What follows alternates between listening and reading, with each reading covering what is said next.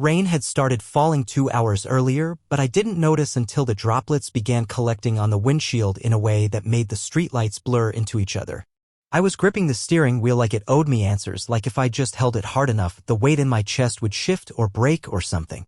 Amanda had texted 23 minutes ago, "Don't wait up." Sasha's birthday turned into a whole night thing. "Love you." 3 kisses. The same number she always added, like some kind of routine. Mechanical. Soulless. But she told me 2 days ago that Sasha was flying out for a retreat in Arizona. And I remembered that because Amanda had made a big deal about how envious she was. Said she wished she could just vanish for a few days and recharge. So Sasha wasn't even in the city. Which meant Amanda had lied. It wasn't even the kind of sloppy, careless lie that showed disregard, it was the precise, clinical kind. The kind that someone builds when they've been practicing. I sat in the car in front of a place called the Wren Loft, a boutique rental downtown with those black metal balconies and that fake rustic signage people post on Instagram. I knew she was in there. Her location had pinged earlier when I accidentally opened Find My iPhone like I always did now, as if checking it could calm something in me. It never did. I didn't storm in. I didn't even move at first. I just stared up at the light in the second-floor window. Someone moved across it, just a shape. Then another. Shadows.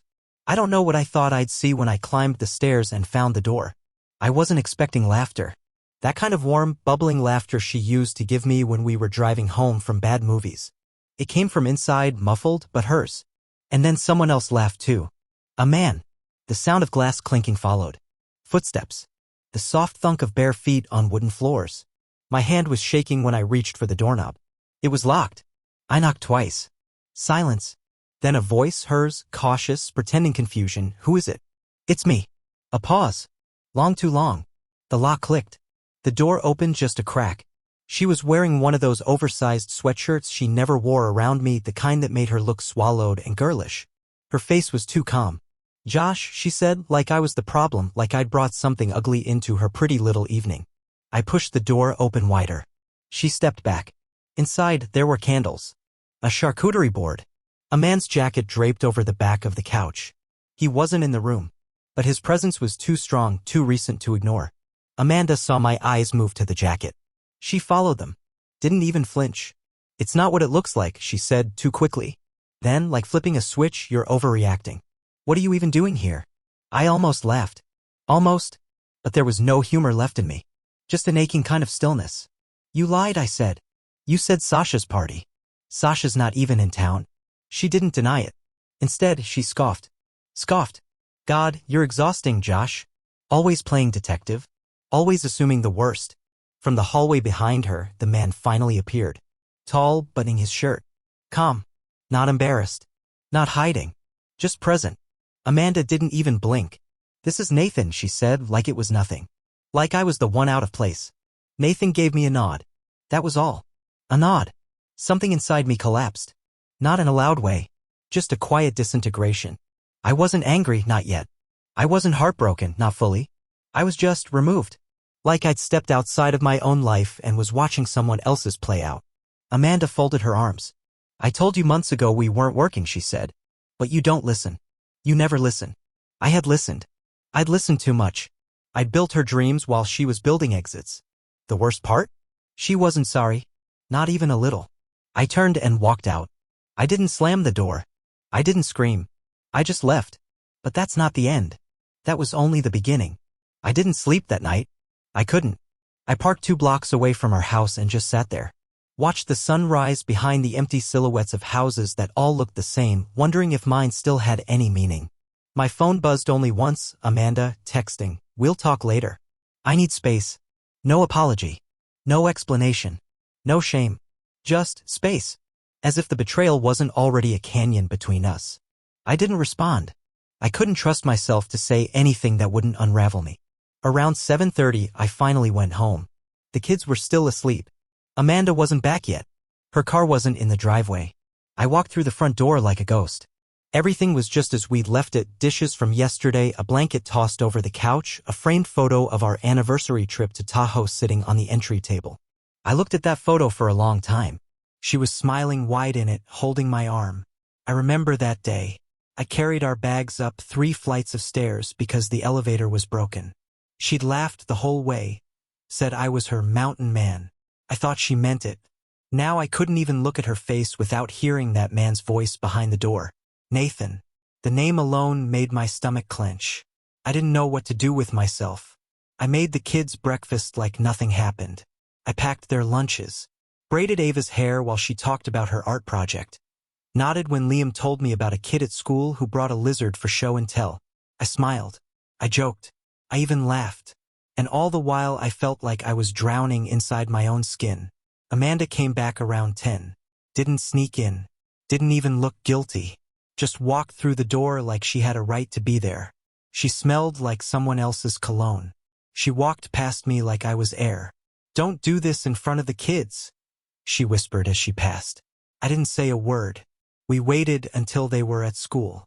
Then we sat at the kitchen table, the same place we'd planned holidays and argued over groceries and talked about the future. She brought coffee for herself. Didn't offer me any. "I've been unhappy for a long time, Josh," she said, like it was a script she'd memorized. "You stopped trying." I blinked. "You cheated." She shrugged. "It wasn't just that," she said. "It was everything. You work all the time. You never ask how I feel anymore. Nathan listens. He sees me."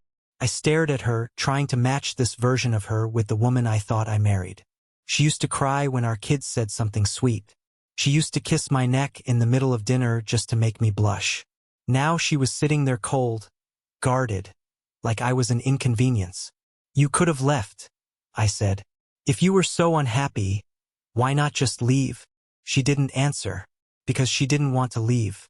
She wanted more, the safety of home and the thrill of someone new. She wanted both. She wanted me to stay steady so she could wander and still have a place to come back to. I stood up. My legs were numb, like I'd forgotten how to use them. "This is over," I said. She didn't argue, didn't beg, just sipped her coffee and looked out the window like I was talking about the weather. I walked upstairs, shut the bedroom door, and leaned against it for what felt like an hour. Then I grabbed a duffel bag and started packing. Not just clothes. I took the photo albums, the hard drive with every video of the kids since they were born, the letters we wrote when we first started dating. Hers were still in my nightstand, folded and yellowed, filled with promises that had become lies. When I came back down, she was on the phone, probably with him. I didn't say goodbye, just left. I didn't know where I was going yet, but anywhere was better than there. I spent the next 3 nights in a cheap extended stay off the highway, the kind of place where the lights flicker just slightly too much and the vending machine only has 2 working buttons. I didn't turn the TV on once. I kept my phone face down the whole time, but I didn't turn it off. I kept waiting, for what? I didn't know. Maybe I hoped Amanda would finally call and say something that made sense. Something real. But silence was the only thing she offered. The kids called though. Ava asked why I wasn't home. I told her work sent me on a trip, and I felt like a coward the moment the words left my mouth. She said Mommy was grumpy and always texting. And Liam said dinner had been weird. My throat closed. I didn't want them to feel any of this, but it was seeping into everything. On the 4th morning I went home. Not to reconcile, not to fight, just to get what was left of me. My lawyer had advised me to stay cordial, document everything, and not provoke her. But that day I didn't care about strategy. I wanted the truth. I needed it. I deserved it. Amanda was sitting in the backyard when I walked in, still in her robe, a half-finished mimosa on the patio table. She didn't flinch when she saw me. She didn't get up. She just said, "So, you're finally back." I stood there for a long moment, looking at her, trying to piece together the woman I married with this version that sat across from me, legs crossed, eyes shaded behind sunglasses. "I came for answers," I said. She took off the sunglasses and looked at me like I was a slow student in her class. "Josh, you're not stupid. You already know. Nathan wasn't the first. Probably won't be the last." There it was. She said it like a weather report, like a fact, not a confession, not an apology, just a plain, sharp truth dropped at my feet. I didn't speak, couldn't. My hands went numb. She went on. as if she'd been waiting to unload it all. I needed something else. Something exciting. You were fine. But you stopped challenging me. You made life small. I almost laughed. I thought of all the nights I stayed up working just to cover our mortgage. All the birthday parties I planned. The trips. The effort. Small. You mean stable, I finally said. She smiled. Actually smiled and said, sure. Let's call it that. She got up, walked past me like I wasn't even there, and added over her shoulder, I'm seeing Nathan again tonight, so if you're gonna pack, do it before 5. That was the moment I stopped grieving. Something shifted in me, subtle but final. I realized she'd never loved me the way I loved her. She loved what I gave her. The structure, the house, the reputation. But me? She left me the moment I stopped being a mirror for her fantasies. I went upstairs and packed the rest of my things. Photos, a few books. Left the rest. I didn't even look at our wedding album. I knew if I touched it, I'd break. Before I left, I wrote a note. Not dramatic. Not emotional. Just one sentence. I'm done being your shadow. I taped it to the mirror in our room. The one she always checked her makeup in. And then I walked out for good. I moved into a short-term rental that smelled like fresh paint and regret. It had white walls, no memories, no ghosts. It was perfect. The silence there didn't accuse me or pity me. It just was. Every night I'd sit on the balcony, drink something warm, and try to find the shape of my life again in the streetlights below. Most of the time I just sat in silence. The kids stayed with Amanda that first week, and I only saw them on FaceTime. Ava kept asking when I was coming home. Liam didn't say much, but I could see it in his eyes. He knew something was off. Kids always do. I didn't have the heart to tell them yet. I wasn't ready to break what little still looked like normal to them. Then Thursday came. It was supposed to be my evening with them.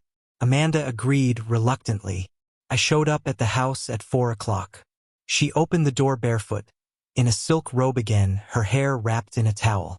Didn't say hi, just called the kids from upstairs and turned away. But I saw it. The second wine glass on the counter. The wallet that didn't belong to me. Nathan's. I could still remember the way he'd buttoned his shirt so casually that night, like he had a claim to a life he didn't earn. Liam ran down first, hugged me fast, like he was afraid she'd change her mind. Ava followed, dragging her little backpack.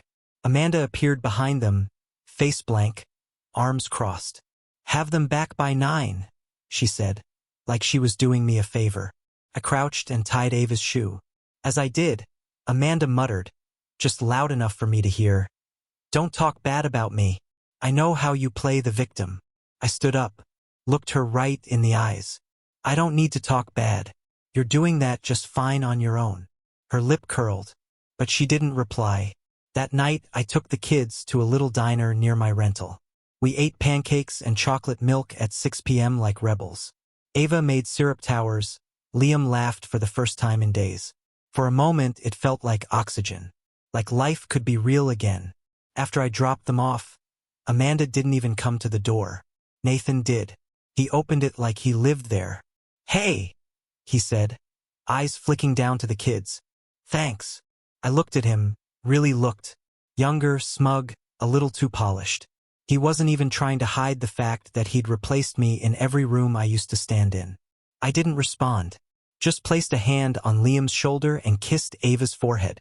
You guys be good, I said. Daddy, are you coming inside? Ava asked.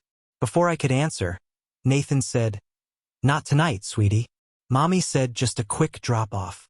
That was the first time I wanted to hit someone in years. But I didn't. Instead, I knelt and looked Ava in the eyes. I'll see you soon. Okay? I'm just a phone call away. They went inside. The door closed, and I stood there for 10 full seconds. Then I turned and walked away, again. Not because I was weak, because I had nothing to prove to anyone anymore. 2 weeks passed. The legal process started. Cold, systematic. My lawyer, Mr. Dorsey, was a calm man who spoke in bullet points and carried a tablet with more files on Amanda than I knew existed. He'd already dug into the details, text messages, credit card records, location history. Her paper trail was a mess. And Nathan? He wasn't even divorced yet. Turns out, Amanda wasn't just playing games with me. She was a repeat contestant in someone else's. Dorsey looked me in the eye during one of our meetings and said, "You've got leverage. You want custody? Fight for it." I didn't even hesitate. I want my kids. I wasn't trying to hurt Amanda. I just couldn't let that house, that man, become the place where my children learned what love looked like. Because whatever that situation was, it wasn't love. It was addiction wrapped in perfume and entitlement. Amanda, of course, wasn't having it. She called me the night after she was served. I expected screaming. But she was calm. Too calm. "So now you're weaponizing the kids?" she asked. "No," I said. "I'm protecting them." She laughed. Actually laughed. "You really think you're the hero in this? You think they'll want to be with someone who can't even handle his wife leaving?" "You didn't leave," I said. "You lied. You betrayed. You invited a stranger into their lives before they even had a chance to understand what was happening."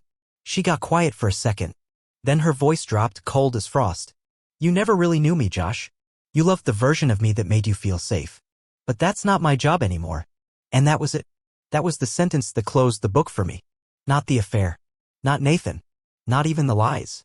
It was that sentence, the one where she declared with absolute certainty that she owed me nothing. Not honesty. Not closure. Not decency. I hung up.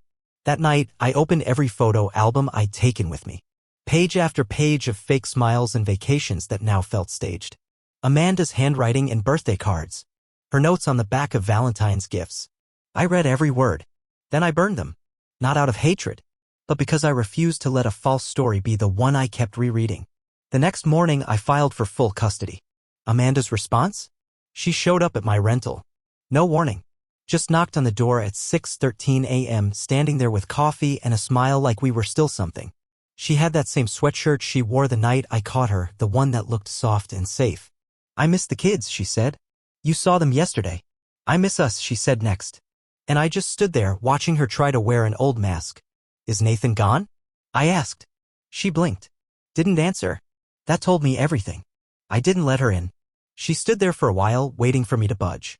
But I didn't. She finally turned to leave. As she walked away, she muttered something under her breath.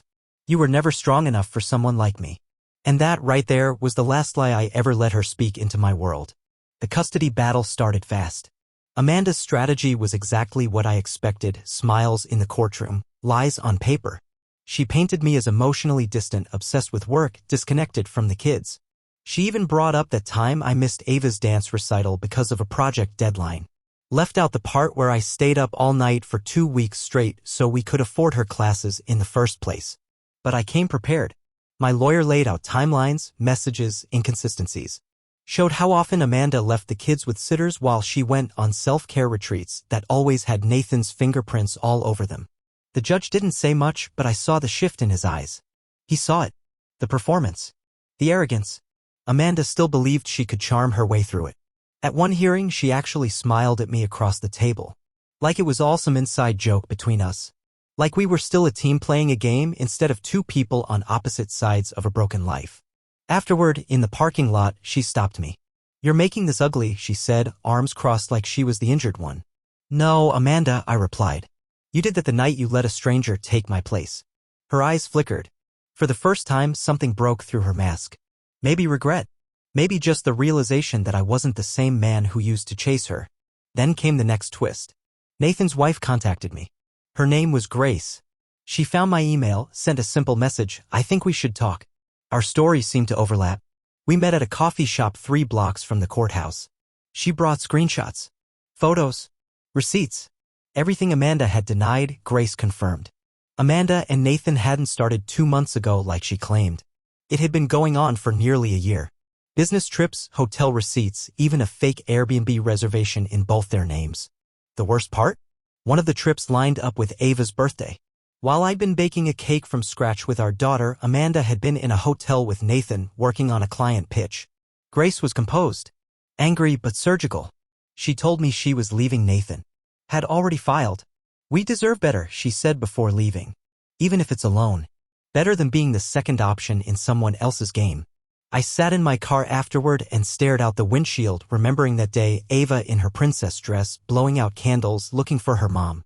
I told her mommy was picking up decorations. Amanda had come home that night like nothing had happened. Said traffic was a nightmare. Kissed Ava's forehead, told her she was beautiful. I felt sick. But it gave me fuel.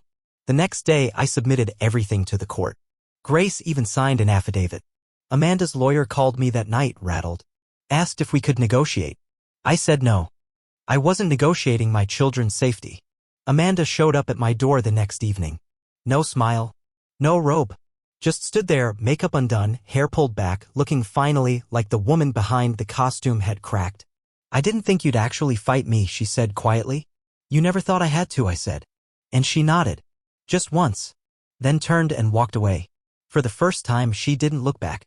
The court date for temporary custody arrived on a Monday morning that felt like winter had come early.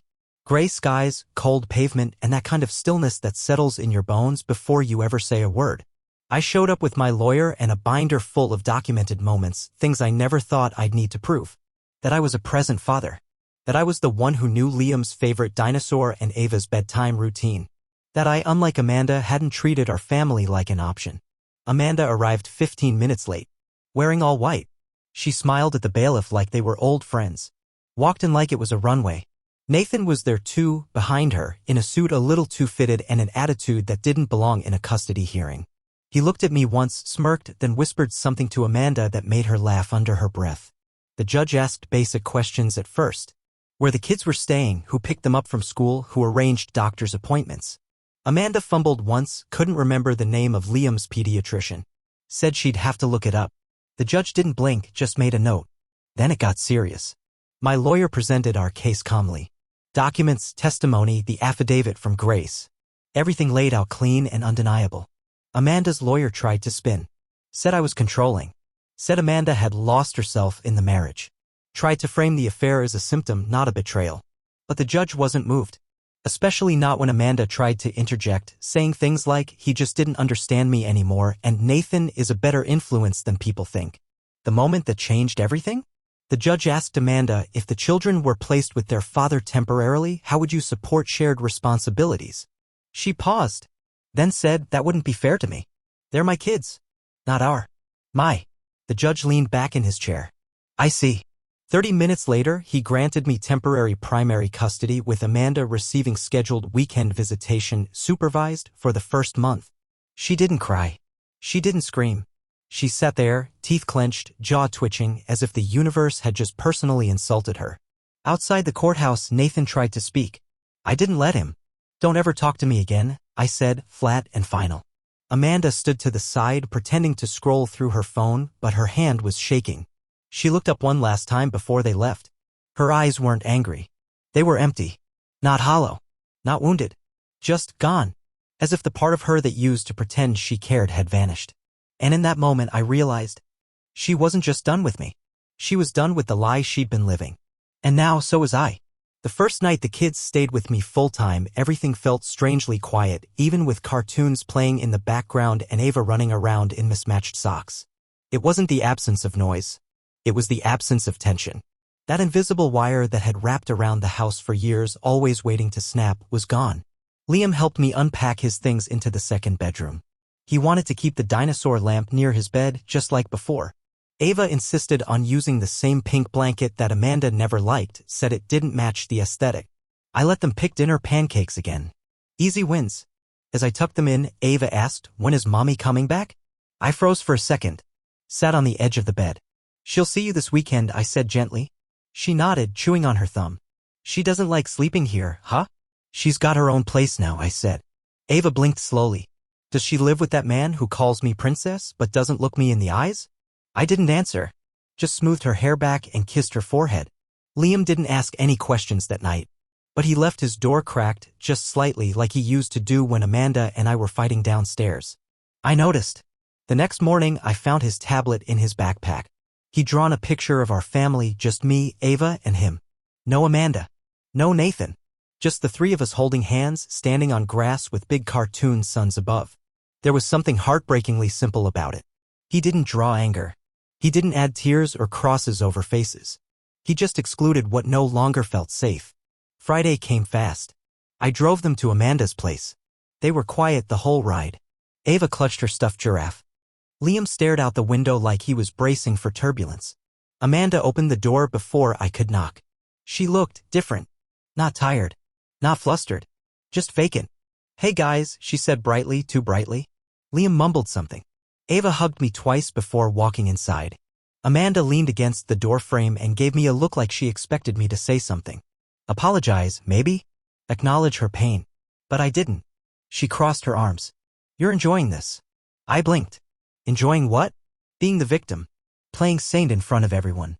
I tilted my head slightly. "You think this is enjoyable? Watching my kids flinch when I mention your name." She scoffed, rolled her eyes like a teenager caught in a lie. "Do you even hear yourself?" she said. "You act like I'm some kind of villain." "No," I said slowly. "You act like you've done nothing wrong." She didn't respond. Just stood there, lips tight, like something ugly was chewing on her from the inside. And then, almost casually, she said, "Nathan and I are thinking of moving. Somewhere quiet. For a fresh start." I stared at her. The audacity of it.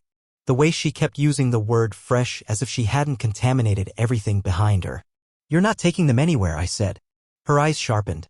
"We'll see." And then she shut the door. I stood on her porch for a long moment, staring at the door that used to be my home. Then I turned and walked to the car. When I started the engine, I caught a glimpse of my reflection in the rearview mirror. For the first time in months, I didn't look like a man unraveling. I looked like a father with a purpose.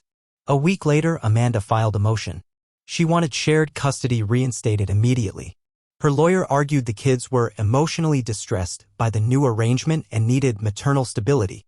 The hearing was scheduled for the following Monday. I didn't panic. I prepared. That Saturday, Ava came back from Amanda's house with a bruise on her elbow and stories about being left with Nathan's cousin while Amanda ran errands. Liam was quieter than usual. When I asked how the weekend went, he shrugged and said, "She's always on the phone." I just stayed in my room. I wrote everything down. Dates. Times. Descriptions. I filed a supplemental affidavit that night and attached screenshots from the parenting app, messages Amanda had ignored or delayed replying to, calendar updates she missed. Then came the Sunday night call. It was 9:17 p.m. Amanda's name lit up my screen. "Josh," she said before I could speak. "Don't play dirty." I was standing in the kitchen, watching the toaster oven's glow flicker on the wall. I didn't answer right away. "I'm not playing," I said. She exhaled long and slow, like I was exhausting her. "I'm their mother. I don't need to be reminded." "I made mistakes," she said, as if reading from a list she'd rehearsed. "But they need me. You're making me look bad. You're doing that on your own." She didn't respond. So I continued. "You disappeared emotionally long before Nathan ever showed up. You stopped parenting. You started acting like the kids were props in your personal drama." There was silence. Then something new in her voice. "You used to be boring," she said. "Always so careful. So grounded. And now look at you." "I'm protecting what matters," I said. Amanda sighed. "You won't win." "Then why are you calling?" That ended the call. Monday morning came like a storm held back by courtroom walls. Amanda wore a gray blazer, no jewelry, hair pulled tight, her mother mode costume. Nathan didn't show. Her lawyer was sharper this time, more aggressive. Claimed I was alienating the children. Called my parenting style rigid. Tried to paint Amanda as reformed, refreshed, recentered. But facts matter. Patterns matter more. When my lawyer listed Amanda's missed pickups, contradictory statements, and shifting addresses, yes, she had been apartment hunting in another city, the judge narrowed his eyes. Then came the moment I hadn't expected. Ava's school counselor, whom I'd asked to submit a confidential observation report, had done so quietly. She'd noticed Ava's emotional fluctuations depending on which parent she returned from. That report was sealed but summarized in court. The judge's ruling came an hour later. Temporary custody remained with me. Amanda's visitation would move to a supervised third-party center until further review. She didn't cry. She didn't shout. She didn't speak to me at all. As we left, Liam reached for my hand without being told. Ava walked between us, holding my sleeve. Amanda watched from the sidewalk, arms stiff at her sides. She looked like someone who had just realized the stage was gone and there was no one left to perform for. The house feels different now. Not just quieter, calmer. There's peace in the silence, not tension. No half-finished wine glasses on the table. No excuses waiting in voicemail. No laughter with barbed edges from another room. Just life. Real life. Messy, honest, healing. Ava's drawings fill the refrigerator. Liam started reading chapter books again on his own this time. We go on walks after dinner, the three of us. Sometimes we talk. Sometimes we don't. But the weight that used to hang between every word is gone. Amanda still tries in her own way. Once a week she messages something vague like, tell them I miss them, or can we be civil? She still doesn't understand. Civility doesn't erase betrayal. Words don't fix what actions shattered. Her last attempt came 2 Fridays ago. She showed up during pickup, unscheduled, stood at the edge of the school parking lot, wearing that same artificial calm. I think we should talk, she said as I buckled Ava into the car. No, I replied. You think we should pretend? She blinked. Then that familiar edge came back. I was unhappy, Josh. I wanted something more. I hope you got it, I said. She stared at me. Not angry. Not smug. Just exposed. And then she said the last thing I'll ever remember her saying. You know, part of me thought you'd chase me. I closed the car door gently. Looked at her like she was a ghost I no longer feared. That's the difference, I said. You ran from what you had. I'm building what I never want to lose. Then I got in the car and drove away. The kids and I spent that weekend building a fort in the living room. Blankets. Chairs. Flashlights. We fell asleep in it, all three of us, like a pile of tangled hope. And when I woke up the next morning with Ava's foot in my ribs and Liam snoring softly, I didn't feel broken. I felt whole. Amanda is no longer a wound. She's a warning. To everyone reading this, if you feel the shift, the distance, the cold hand of a person who used to make you warm, don't ignore it. Confront it. Protect yourself. Protect your peace. You can survive a betrayal. You just have to choose not to let it rewrite your story. This is mine. And I'm finally free.